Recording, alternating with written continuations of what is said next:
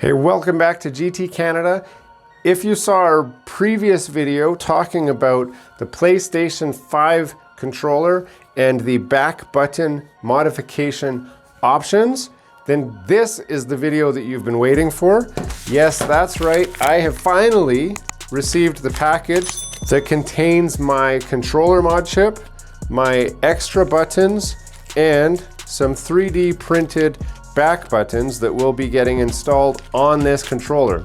So I am going to quickly run through the install on this. I'm not going to do a complete install because there are videos online that already show you the actual install, but I'm going to do the install and then I'm going to be doing a breakdown of how I feel about adding the buttons and if it's everything that I hoped it would be. This is not a cheating device. It's important to stress that. This is not a mod chip in the sense that it allows me to cheat in any way.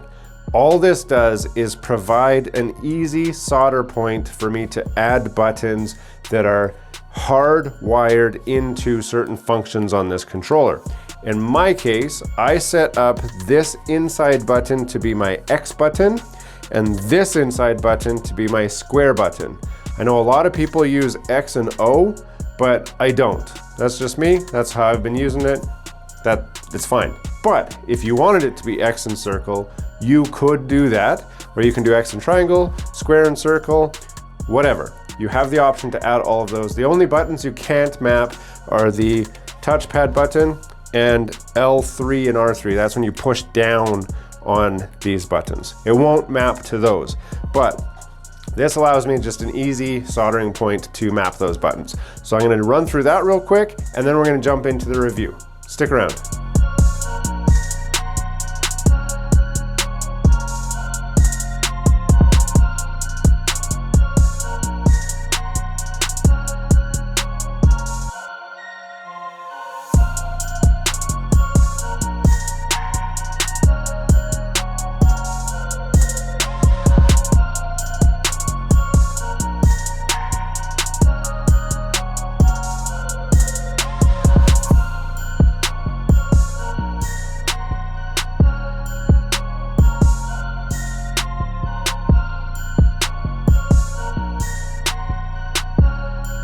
So as you just saw, the controller mod is complete, and here it is.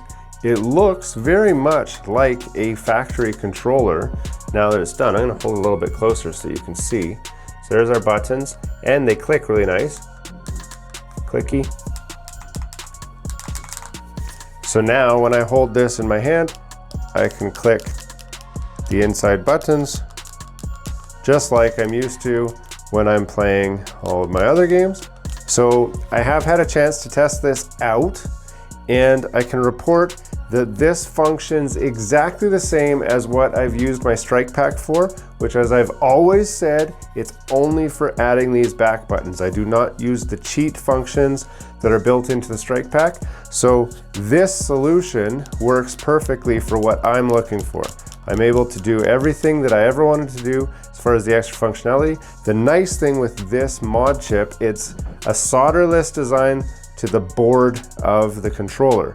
You do still have to solder onto the pads to add the external buttons, but that's not a big deal. The solder points are big enough that even me with my old tired eyes and my unsteady hands can get the soldering on. The hardest part of this install for me was actually getting the buttons protruding at the right spot so that it clicks nicely and that the distance was good.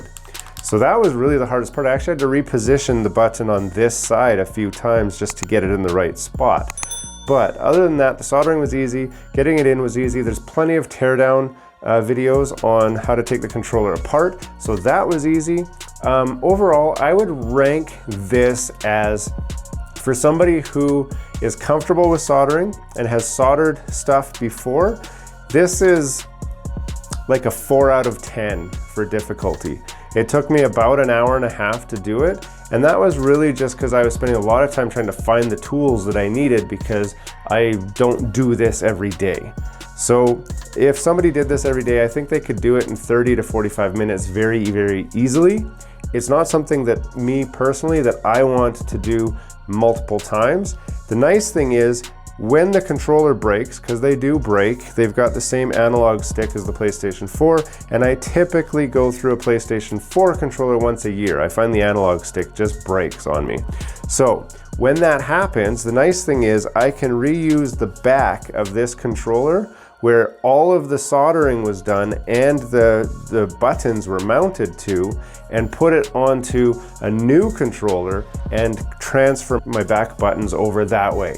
So it does require me to take the controller apart and re-slide in the little wafer piece so that it connects all up, but it's not difficult and it makes the hardest part of the install very easy. I'm hoping that when this wears out or breaks, that a new proper clip-on back button attachment will be available, similar to the Strike Pack that I'm using now, so that I will not have to do this install again. As far as where you get it from, I'll put a link to the website that I bought it from. It's based out of the UK. It took a month and a half to get here. So it took a long time. I spent a long time waiting for it. You can get the mod chip itself, the button remapper mod chip, on Amazon and AliExpress, and I'll also put those links in the description. What you don't get are these 3D printed buttons. So the website I got them from had 3D printed. They are definitely 3D printed. And now that I got a 3D printer, which I got for Christmas, I could make my own back buttons for these to make my own kits. But I don't find the price really that different. So for this kit, I'm about $50 Canadian all in, including shipping and waiting for it to show up. Overall though, I'm very impressed with the install, the mod chip, and how everything went. If you're not comfortable doing it, you can check for console modders in your area and see if they're willing to take this task on. It will be new to them. They probably haven't done it before, so you might have to try to convince them to do it. I did ask local modders on my local Facebook group and they all said no. So I said, fine, whatever, I'm gonna give it a try, and so it goes. It went well. So I hope this video helped you out. I know this is a hot topic for a lot of guys that are looking for those back buttons. You've gotten used to them, and I don't blame you. I definitely like using them, and I like having them. So this became a necessary requirement for me to do. If you're brave, give it a shot. It's really hard to screw it up, so you got nothing to lose except for a controller, which is what, 80 bucks? Check out these videos over here. We got a lot of great content in our back library. I hope to see you again, but until next time, have a great day.